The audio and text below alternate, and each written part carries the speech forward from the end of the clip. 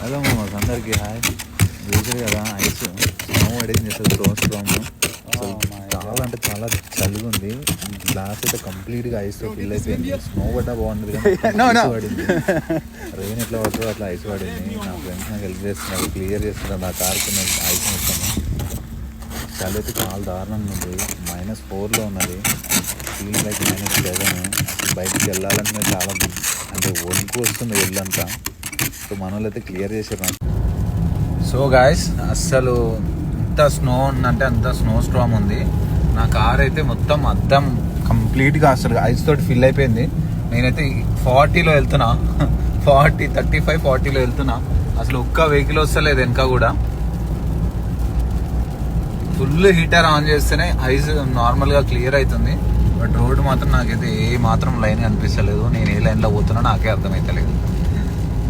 అసలు లైన్లో ఉన్నానా లేదా కూడా అర్థమవుతలేదు. పక్క లైన్లో పోదామంటే స్కిడ్ అయిపోతుంది ఈజీగా.